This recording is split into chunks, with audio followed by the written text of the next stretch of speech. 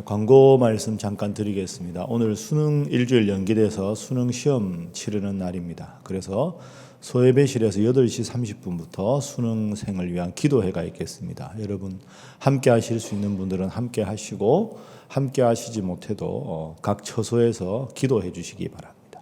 그래서 우리 교회 아이들만 시험 잘 보게 해달라 이런 기도가 아니라 이런 수능일에 맞춰서 우리 자라나는 청소년들을 위해서도 더 기도하고 또 우리 포항 지역에 있는 아이들 마음과 몸을 붙잡아 달라고도 기도하고 이런 일을 통해서 정말로 우리 대한민국을 위해서 희망찬 미래가 될 수 있도록 더 기도하고 그렇게 기도를 해주시기 바랍니다. 두 번째는 노명섭 선교사님 계속 연락을 하고 있는데 아시는 대로 선교사님이 췌장이 안 좋아서 들어오셨습니다. 췌장에 염증이 너무 심해서 고열이 너무 심하게 나서 들어오셨는데 어제까지 이제 이 염증 부위하고 위쪽에 연결하는 관을 만들어서 췌장에 있는 염증을 좀 이렇게 좀 가라앉히는 그런 수술을 해야 되는데 조금 더 시간이 걸린다고 합니다. 그게 이제 상태가 다 맞아야 그런 시술 또는 수술을 할 수 있으니까 그래서 모든 여건이 잘 회복되고 은혜롭게 순조롭게 치료 과정이 잘 될 수 있도록 여러분 기도해 주시고 이렇게 또 새로운 소식이 오면 여러분이 구체적으로 기도할 수 있도록 새벽 기도의 시간에 알려드리도록 하겠습니다.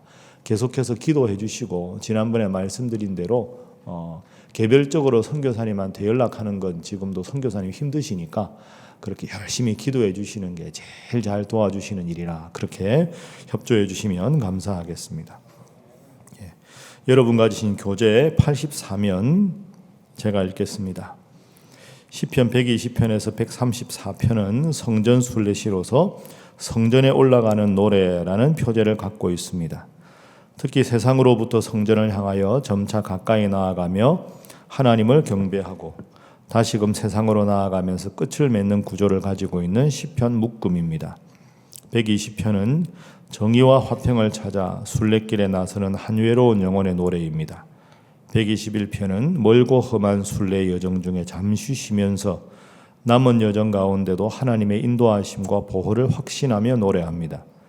122편은 순례자가 하나님의 임재의 처소인 예루살렘에 입성하면서 그 감격을 고백하며 예루살렘의 영광을 찬양합니다. 123편은 조소와 멸시가 가득한 시대에 오직 여호와만을 바라보겠다는 순례자의 고백이 담겨 있습니다. 124편은 여호와 하나님께서 환난 중에 구원해 주셨음을 회상하며 찬양을 올려드립니다. 그래서 오늘부터 여러분 며칠 동안 우리가 묵상할 때는 성전 순례시다 이걸 꼭 기억을 하셔야 됩니다. 120편부터 134편까지 15편은 성전 순례시입니다. 제가 이번 주일날 이제 설교할 때 말씀드릴 텐데 미리 간단하게 말씀드리면 이제 이게 배경이 언제냐 하는 건 학자들 간에 여러 가지 의견이 있지만 쭉 살펴보면 아마도 여러분 아시는 대로 이스라엘 백성들은 오순절, 유목절, 장막절 이렇게 세 절기가 되면 예루살렘 성전에 가서 하나님 앞에 예배를 드려야 됩니다. 그러면 여러분 예루살렘에 있는 사람들은 괜찮은데 저 예루살렘에서 멀리 있는 우리로 말하면 1년에 3번 서울에 올라와야 되는데 저기 전라남도 해남 땅끝 마을이나 저 경상도 멀리 있는 사람들 이런 사람들이 2000년도 지난 옛날에 올라오는 게 얼마나 어려웠겠습니까? 그런데 이스라엘의 그 3분의 1 정도 30%는 유대 광야입니다. 그러니까 때로는 유대 광야를 지나기도 하고 산비탈을 지나기도 하고 산을 넘기도 하고 그러면서 예루살렘 성전으로 다가오는 거죠. 그러면 그 오는 길이 얼마나 여정이 힘들고 어렵겠습니까? 낮과 밤에 기온차도 많이 나지요. 밤에는 또 사람들이 약탈을 할 수도 있지요. 올라오다가 힘들고 어려워서 주저앉을 수도 있지요. 다리가 겹질릴 수도 있지요. 그런 갖은 노력을 다 해서 드디어 예루살렘 근처로 왔는데 이제 예루살렘 성전이 딱 보이는 겁니다. 얼마나 감격을 했을까요? 그 예루살렘 성전에 예배드리기 위해서 그 수고를 하고 며칠이나 수십일 동안 고생을 하고 올라왔을 텐데 그래서 저 앞에 예루살렘 성전이 탁 펼쳐졌을 때 그 성전을 바라보고 기뻐서 부른 노래가 120편부터 134편입니다. 그래서 이번 주일 설교를 제가 121편으로 하는데요.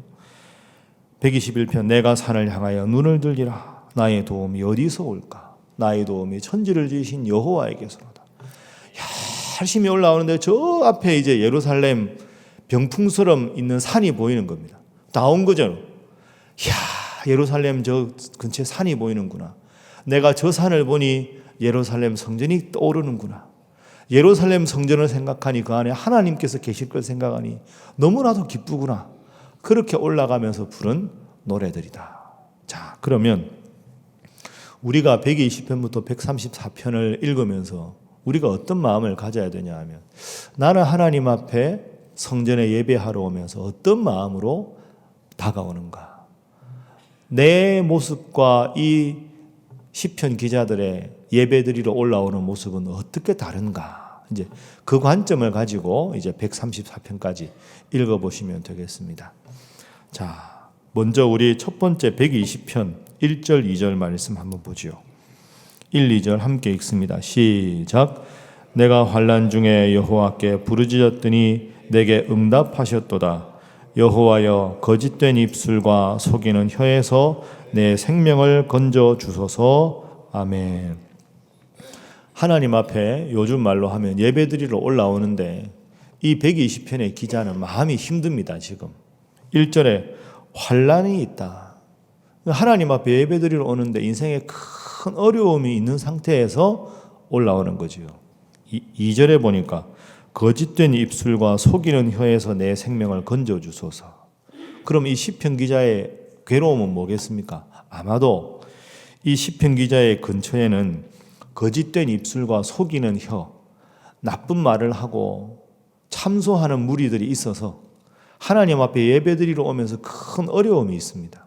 근데 여기서 우리가 첫 번째로 생각할 수 있는 교훈은, 하나님, 인생의 어려움을 주님과 더불어 해결하게 하소서 하는 거죠. 환난이 있고 근처에서 너무 힘들게 하는 사람이 있는데 이 시편 기자의 훌륭한 점은 뭡니까? 그 점을 인간적인 방법으로 해결하려고 하지 않고 하나님 앞에 예배드리러 나오는 것으로 해결한다는 거죠. 너무너무 힘들고 어려운데 이 문제를 세상 사람들처럼 술 한잔 먹어서 해결하는 게 아니고 더 큰 권력을 가진 사람에게 찾아가서 해결해 달라고 청탁을 하는 것도 아니고, 그 힘들고 어려운 마음이지만 이를 악물고서라도 하나님 앞에 예배드리러 와서, 하나님, 제가 환난이 있습니다. 너무너무 힘이 듭니다. 인생의 문제를 하나님과 해결하려고 합니다. 6절 7절에도 나옵니다. 내가 화평을 미워하는 자들과 함께 오래 거주하였도다. 그 사람들 때문에 힘들다는 거죠. 나는 화평을 원하는데 내가 말할 때 그들은 싸우려고 한다. 그렇습니다. 그런데 이런 어려움을 가지고 우리는 하나님이 계시면 왜 이렇게 제가 어렵습니까? 하고 마음을 닫을 법도 한데, 이 시편 기자는 이 어려움을 다 고스란히 안고도 하나님 앞에 예배하러 나온다는 거죠. 그래서 여러분, 살아가다 보면 이런 어려움이 우리에게도 있지 않습니까? 시험 받아서 교회 안 간다. 그 잘못이지요. 시험 받았기 때문에 교회 오는 여러분 될 수 있기를 바랍니다. 어렵고 힘들어서 마음이 힘들어 교회 못 가겠다가 아니라, 어렵고 힘들수록 오늘 시편 기자처럼 하나님 앞에 나와서 기도하고 예배를 통해서 인생의 모든 문제를 해결받는 여러분 되시기를 주님 이름으로 축복합니다. 첫 번째는 인생의 모든 문제를 하나님과 씨름하고 해결하게 하소서. 이게 첫 번째 기도 제목입니다. 자, 두 번째는, 그래서 우리가 예배를 드리러 옵니다. 예배를 드리러 오면 교회는 여러분처럼 평신도가 있고 또 저처럼 목회자가 있죠. 두 번째 기도 제목은 목회자와 평신도가 서로 존중하는 교회가 되게 하소서 하는 기도가 필요합니다. 평신도는 목회자를 위해서 기도하고, 목회자는 여러분들을 위해서 축복하고 기도하는 교회, 그런 교회가 은혜롭고 훌륭한 교회지요. 자, 우리 유명한 시편 121편 1절 2절, 아까 제가 말씀드렸는데 한번 함께 읽어봅니다. 시작. 내가 산을 향하여 눈을 들리라. 나의 도움이 어디서 올까? 나의 도움은 천지를 지으신 여호와에게서로다. 아멘. 이 장면을 말할 때 한번 상상해 보시죠. 그렇게 힘들게 올라왔다가 저기 앞에 예루살렘 성전에 있는 시온산과 예루살렘을 둘러싼 병풍 같은 산이 보입니다. 야, 다 왔다. 이렇게 해서 내가 다 오는구나 하고 탁 보니까 성전에 있는 그 산을 보니까 하나님이 다 마음속에 느껴지는 겁니다. 나의 도움이 천지를 지으신 하나님께로부터 온다. 그래서 여러분, 이 1절과 2절은 순례객이 예배드리러 오면서 하나님 앞에 찬양한 곡입니다. 그런데 3절부터 여기 끝까지 8절까지는 뭐냐 하면 예루살렘 성전에 제사장들이 있었겠죠. 항상 하나님 앞에 예배드리는 제사장들이 사방에서 순례객들이 탁 들어오면서 내가 산을 향해서 눈을 들리라. 나의 도움이 어디서 올까? 나의 도움이 천지를 지으신 여호와 하나님께로 옵니다 하고 찬양을 딱 불렀을 때 이 3절부터 8절은 기다리던 제사장들이 그 백성들을 순례객들을 축복하면서 불렀던 노래가 3절부터 8절입니다. 문답식으로 부르는 거죠. 3절 제사장들이 노래합니다. 여호와께서 너를 실족하지 아니하게 하시며 너를 지키시는 이가 졸지 아니하시리로다. 쭉 다 하나님의 도우심입니다. 쉽게 풀면 뭐겠습니까? 여러분 잘 오셨습니다. 여러분 여기까지 오느라 얼마나 수고하셨습니까? 그러다가 발을 헛디디고 힘들고 어려웠을 텐데 하나님은 발이 실족하지 않도록 여러분을 지키셨습니다. 낮에 해도 상치 않도록 밤에 달도 상치 않도록 하나님께서 여러분을 영원히 지키실 겁니다 하고 순례객들을 축복합니다.